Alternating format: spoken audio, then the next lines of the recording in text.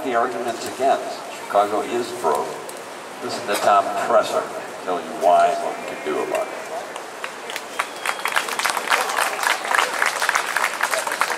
All right, how are we doing out there? All right, so my name is Tom Tresser. I call myself a civic educator and a public defender because the very word public is under attack in this country and in this city. Do you agree with me? Yes. All right. When I say public, you say public schools. You say public libraries. I say public, you say parks. Parks. I say public, you say clinics. Transportation. Exactly. These are the things that make a city great. These are the things that make a nation great. And my friends, they are under attack here in Chicago. All right. Well, the topic for today is Chicago broke? Well, witness this. Chicago is not broke. All right.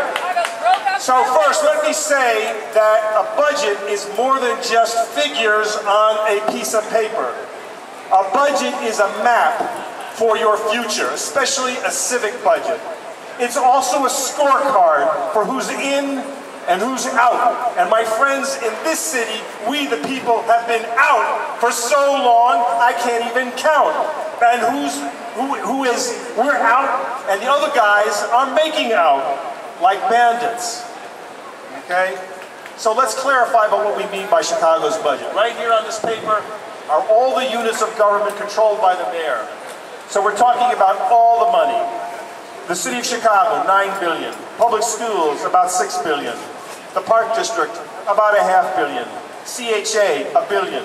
CTA, about $1.5 billion. City colleges, $696 million. TIF districts, $426 million, and special service areas, about $22 million. All in, we're talking $19.1 billion. Now, as my learned opponent mentioned, we also have to talk about debt and obligations.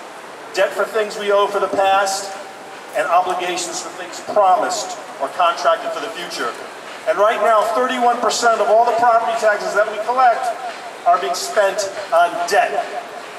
Now, the first thing I have to say is, can we trust these numbers that they're accurate? And I, for one, do not trust the city's reporting, and I call for an independent forensic audit on all aspects of the city's agencies, commissions, employees, and contracts. And when I say forensic audit, I mean someone from the FBI who can find mob money, right? Because that's what we're talking about here. So until we get that independent forensic audit, all the numbers are suspect.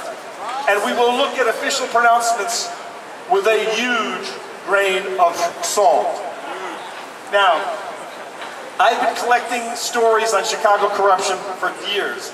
I have a folder down there that's 6 inches thick, which is full of articles on corruption, right up to a few days ago when the Board of Education was caught fudging reports on school cuts. Experience has taught us not to trust City Hall when it comes to our civic finances. And we have a book here called Chicago is Not Broke, Funding the City We Deserve. And the lead-off chapter is by Dick Simpson, the professor from UIC, who chronicles corruption. He's written a light summer reading book called Corrupt Illinois, Patronage, Cronyism, and Criminality. I highly recommend it. What's the point of this? It's because so much money has gone missing in the city that we really need to step back and find it. So, the Civic Lab has published the book, Chicago is Not Broke, and it's by major experts such as Dick Simpson, who break it down into 3 large buckets. And there's my helpful assistant, Merle, my wife, showing us the 3 buckets. Thank you, Merle. Bucket 1, money that's stolen from us. Money that we should not have had to spend, nor continue to spend. Money that's hidden from us. Hey, we know they're collecting it, we just can't find it. Right? Number 3, money that we are not collecting, but we should be. In bucket number 1, we have the aforementioned cost of corruption. Ladies and gentlemen, the cost of corruption is calculated by Professor Simpson and his colleague Thomas Gradell is $500 million every year. $500 $500 million, the cost of corruption in Chicago, going back as far as you can count. Also, the cost of toxic bank deals for Chicago. So this is where we get into this debt that my esteemed opponent is talking about.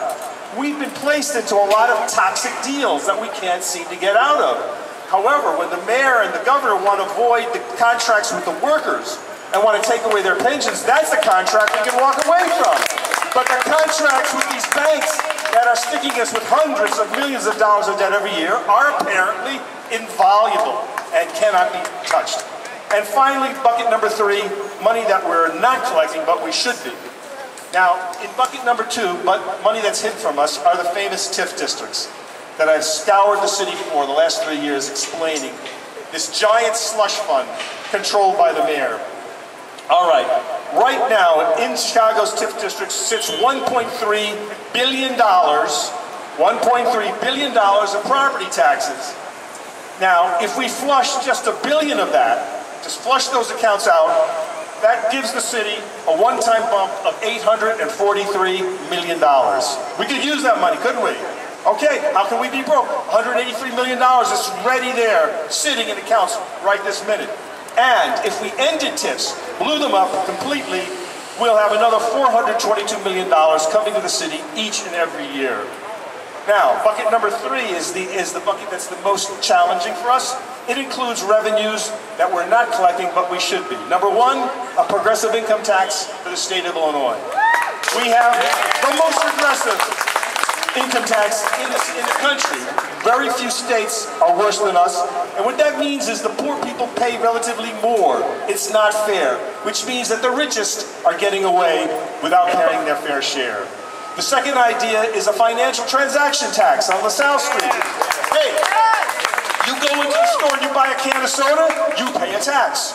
You buy a loaf of bread, you pay a tax. But these gamblers down on LaSalle Street who flush a quadrillion, that's zeros from here to the end of the street, no tax. Is that right? No, it's not right. And finally, in our bucket number 3, a public bank for Chicago. Let's have a bank that works for us, not screwing us. All right, now we got to get hold of all those 3 buckets. And so our authors have collectively put together these ideas for you, and they have added up to $9.8 billion of waste. $9.8 billion of waste, and we propose for you $5.5 billion in new, sustainable, progressive revenues every year going forward if we enact these ideas. These are revenues that are not wrenched from the least of us. So, get the book here today, special price, $10 for all you boogers. So, we need an independent audit. I've established that, and I think you agree with me. But we need to take a stuffed stand on every contract, loan, and consultant agreement and payout that the city's involved with. We want our menu of revenue ideas implemented before there's 1 more cent in property tax hikes, red camera ripoffs, regressive fees, or any basic services, and other scams cooked up by the mayor who wants to sell Midway Airport or anything like that.